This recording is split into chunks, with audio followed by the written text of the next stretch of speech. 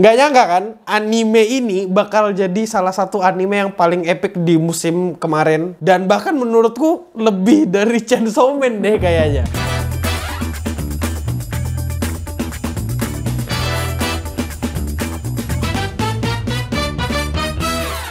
Hari ini aku mau ngebahas anime slice of life yang produksinya di luar nalar manusia. Dan inilah Bocchi the Rock. Bocchi the Rock.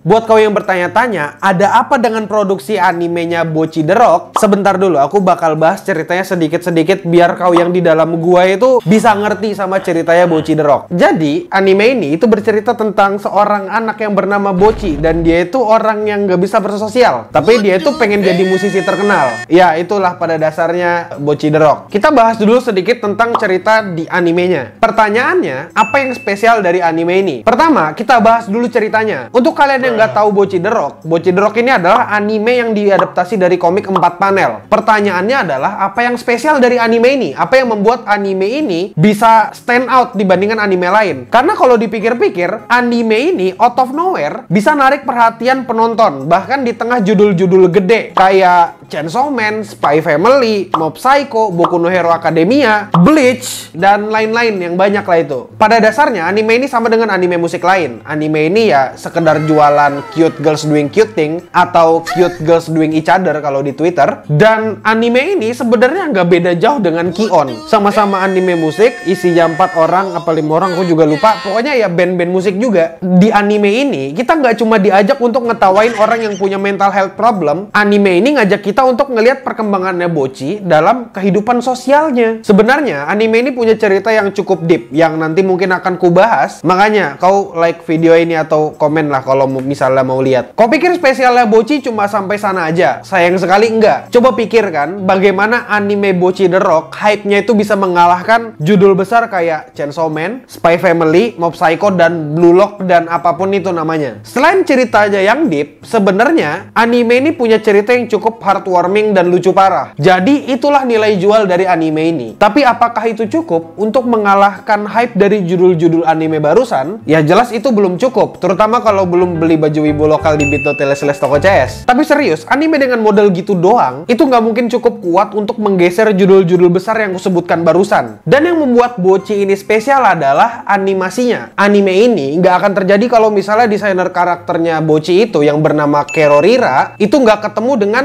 komik ini. Kerorira itu keliling-keliling ke setiap produser yang dia kenal, dan dia minta kalau misalnya manga ini diadaptasi, dia mau untuk terlibat dalam proses produksinya. Dan akhirnya dia ketemu dengan produsernya Cloverworks yang namanya Shota Umehara. Shota Umehara itu adalah produser yang udah nggak asing dengan slice of life. Dia udah pernah kerja di My Dress Up Darling, Umaru-chan, Gekkan Shoujo no Zaki-kun, dan banyak anime lainnya. Dan di sini Kerorira selain bekerja sebagai desainer, dia juga bekerja sebagai direktur animasi utama. Dan terakhir, direktornya yang bernama Keiichiro Saito. Dia sadar bahwa yang bisa membuat anime ini menjadi anime adalah aspek imajinasi atau seberapa fluidnya itu animenya. Dan di sini direktornya itu bilang kalau realisme itu bukan satu-satunya cara untuk mengekspresikan animenya. Dan dia mengambil jalur lain yang lebih kreatif untuk animenya. Dia bikin stop motion, dia nge-scan makanan, bahkan dia jalan ke hutan cuma buat bikin shot tertentu. Bahkan adegan Bocchi jadi 3D atau CGI beneran itu yang renderannya masih poligon itu masuk ke dalam animenya gitu. Kreativitas di sini bener-bener dipakai untuk animasi Bocchi the Rock. Kita sama-sama tahu kalau animasi Bocchi the Rock itu bener-bener fluid, terutama ekspresi wajahnya Bocchi dan gerakan badannya Bocchi. Dan dari mana semua itu berasal? Dari manakah asal fluidnya animasinya dan seberapa kreatifnya animasinya? Semua itu berasal dari kebebasan yang diberikan ke staffnya untuk mengekspresikan bagaimana mereka melihat adegannya. Terutama karena ini cuma manga 4 panel. Jadi kebebasan itu benar-benar sangat dibutuhkan untuk membuat scene yang original. Kerorira sebagai karakter designer atau direktur animasi utama pun, dia memberikan kebebasan untuk animator lain untuk berekspresi. Jelas, dengan memberikan kebebasan akan terjadi inkonsistensi atau scene yang dihasilkan itu nggak konsisten. Bahkan, Kerorira pada saat itu juga mengakui hal itu. Jadi, kalau menurutmu sendiri, bagaimana animasi di anime ini? Menurutku sendiri, anime ini benar-benar animasi yang hitungannya top tier. Dengan segala kelebihan bagaimana ekspresi muka dan gerakan yang fluid dari anime ini. Dan selanjutnya, pengkarakteran. Ini yang membuat Bocchi the Rock itu unggul. Kita diberikan satu orang orang satu masalah dan penyelesaian masalahnya dia. Jadi otak kita akan berfokus ke satu orang dan otomatis orang akan melihat Bocchi dan memperhatikan perkembangannya Bocchi. Sejauh ini sendiri kita bisa melihat bagaimana Bocchi berkembang. Dari konser pakai kotak sampai dia bisa konser di sekolah. Hal ini menurutku cukup bagus, terutama untuk anime ringan. Karena hal kayak gini nggak akan membuat perhatian kita menjadi terpecah ke berbagai karakter. Sebenarnya kita juga diberikan pandangan tentang karakter lain kayak Nijika dan Kita yang ekstrovert dan Ryo yang ekstrovert yang peduli dengan dirinya sendiri dan dunianya sendiri. Meskipun sesama introvert, Ryo di sini nggak mengganggu Bocchi dan nggak berusaha untuk membuat Bocchi menjadi ekstrovert. Karena Ryo di sini juga introvert, dia juga suka dengan keadaannya yang sekarang. Introvert karena pilihan kayak Ryo atau yang terpaksa kayak Bocchi yang terpaksa karena dia kena social anxiety, itu beda ceritanya. Dan terakhir aku bakal kasih kesimpulan. Dan kesimpulannya adalah animenya bagus banget demi apapun. Aku bisa ngerasa staff yang kerja untuk anime ini bersenang-senang ketika mengerjakan anime ini. Dan aku berharap ke depan ada anime yang produksinya cukup sehat dan terlihat menyenangkan kayak gini. Karena seperti yang kalian tahu, cepat atau lambat anime itu akan mati. Dan kita akan bahas lain kali kenapa anime akan mati. Ya udah, mungkin itu aja dulu. Terima kasih udah nontonin video Wibu Lokal. Jangan lupa follow aku di Instagram atau di TikTok atau di Twitter atau dimanapun, cari aja admin Yami. Dan follow editor Clean Sound. Dan ya, stay clean